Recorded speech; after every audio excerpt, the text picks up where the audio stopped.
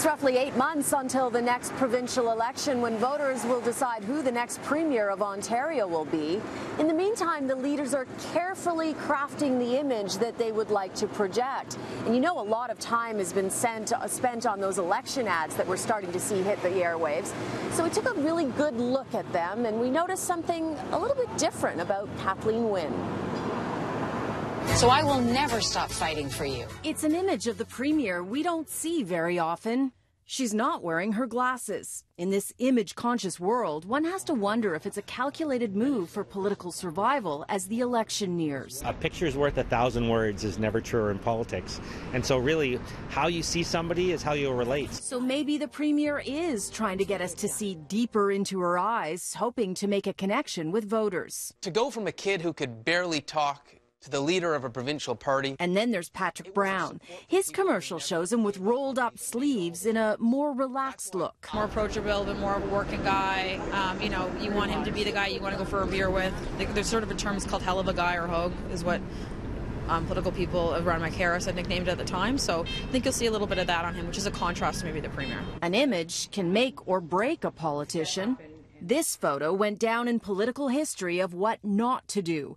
Prime Minister hopeful Robert Stanfield fumbled a football back in 1974. His campaign never recovered.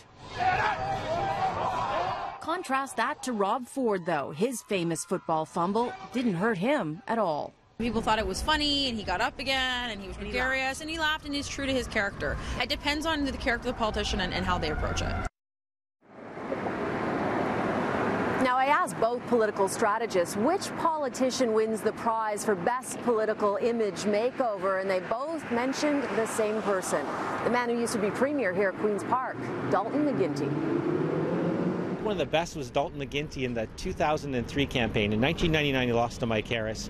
2003, he had to relate and look and make himself. And so when he talked about that working together was his philosophy, he unshoveled the tie, rolled up his sleeves, and you saw him in that light blue shirt all the time. That was a look for him to relate and be that everyday man. So I think he did a great job. I think Dalton McGuinty's a great example of someone who kind of started off quite nerdy and uncomfortable and really got into his, Premier dad. Now, Jim Warren thinks it's a lot tougher for politicians these days because everybody has a camera, so they have to be on 24/7 to avoid that political damaging shot. Now, it's interesting to note as well that NDP leader NDP leader Andrea Horwath has not released any political ad campaigns yet, so we are going to have to wait and see how she is going to be crafting her image.